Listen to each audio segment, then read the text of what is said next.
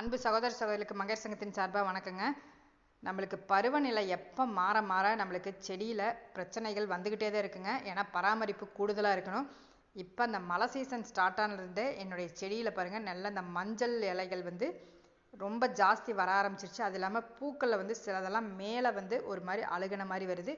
இப்போ அதுக்கு நான் என்ன இயற்கையாக மருந்து கொடுக்கலாங்கிறத பார்க்கலாங்க. முதல்ல செய்ய வேண்டியது இது ஒரு ப்ரூனிங் தான் பண்ணுங்க. எல்லா இலைகளும் கட் பண்ணி எடுத்துடணும். அதுக்கப்புறம் எல்லாம் அந்த மேல் தண்டையெல்லாம் நம்ம கட் பண்ணிக்கலாங்க. சிசர் வச்சு கட் பண்ணுங்கள். நான் கேமரா ஒரு கையில் பிடிச்சிட்டு நான் இதை கட் பண்ணிகிட்ருக்கிறேன். இந்த டைம் தான் ப்ரூனிங் பண்ணுறது கரெக்டான டைமுங்க. ஒவ்வொரு தட்பவெப்ப நிலைக்கும் ஒவ்வொரு வித ஃபங்கஸ் நம்மளுக்கு அது செடியில் தாக்கும். அதை நம்ம கரெக்டாக பராமரிக்கணுங்க. இப்போ அதுக்கு முதல்ல வேஸ்ட்டான எலுமிச்சம்பழ தோல் தான் எடுத்துருக்குறேங்க. கண்டிப்பாக எலுமிச்சம்பழ தோல் இருந்தால் அதை தூக்கி போட்டுறாதீங்க. செடிகளுக்கு அவ்வளோ ஒரு மருந்து. அதோட பழத்தோல், அதுக்கப்புறம் தான் வாழைப்பழத்தோல், பொட்டாசியம் நிறையா இருக்கிறதுனால அதை சேர்த்திக்கிறேங்க.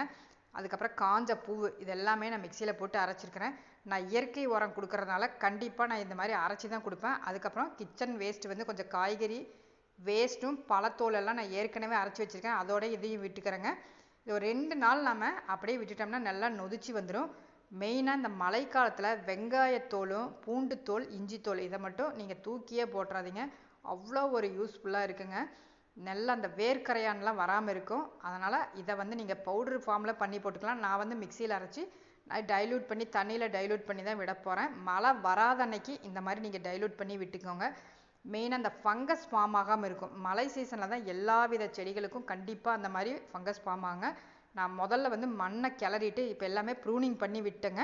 இப்போ அந்த மண்ணை நல்லா கிளறி விட்டு இந்த தாண்டிக்காயின்னு உங்களுக்கு நாட்டு மருந்து கடையில் கிடைக்கும், அதை வாங்கிக்கோங்க.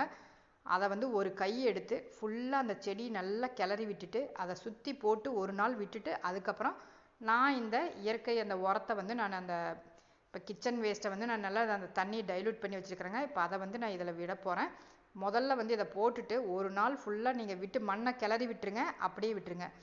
அதுக்கப்புறமா நம்ம அந்த தண்ணியை நம்ம இயற்கை உரம் எப்பயும் நம்ம எப்படி கொடுப்போமோ அந்த மாதிரி நம்ம கொடுத்துட்டு வந்தாவே போதுங்க. அந்த செடி நான் எப்படி வளருதுங்கிறத காமிக்கிறேங்க. நல்லா அந்த க்ரோத் அவ்வளோ சூப்பராக இருக்கும். இப்போ நான் எல்லா செடிக்குமே இந்த தண்ணியை தான் விடுறேன். நீங்கள் மழை வராத அன்னைக்கு இந்த மாதிரி நீங்கள் கிச்சன் வேஸ்ட் எல்லாமே சேர்த்து இந்த மாதிரி நீங்கள் தண்ணியில் நீங்கள் பவுட்ரு ஃபார்ம்லேயும் போடலாம். இந்த மாதிரி நீங்கள் தண்ணியில் மிக்சியில் அடித்து இந்த மாதிரி தண்ணியில் கொடுக்குற மாதிரி இருந்தாலும் இந்த மாதிரி கொடுத்துக்கலாங்க. ஆனால் நல்லா அடிமண்ணை நல்லா கிளறி விட்டுக்கோங்க. நிறைய பூக்கள் உங்களுக்கு வந்துக்கிட்டே இருக்கும். செடி பாருங்கள் எவ்வளோ நல்லா அந்த பட்ரோஸ் எனக்கு அவ்வளோ அழகாக வளர்ந்துருக்குது. செடி உயரமாக நல்லா நிறைய மொட்டுக்களும் வைக்குது. இந்த மாதிரி நம்ம இயற்கை உரம் கொடுக்குறப்ப தாங்க நல்லா நம்மளுக்கு எந்த வித பாதிப்பும் இல்லாமல் நம்மளுக்கு வளரும். சில தட்பவெப்ப நிலை இந்த மாதிரி மாற்றத்தினால, கால மாற்றத்தினால நம்மளுக்கு செடிகளை கண்டிப்பாக பிரச்சனையும் வரும். இப்போ பாருங்கள், நான் ஒரு நாளைக்கு அப்புறமா நான் அந்த தண்ணி விட்டுருக்கிறேன்.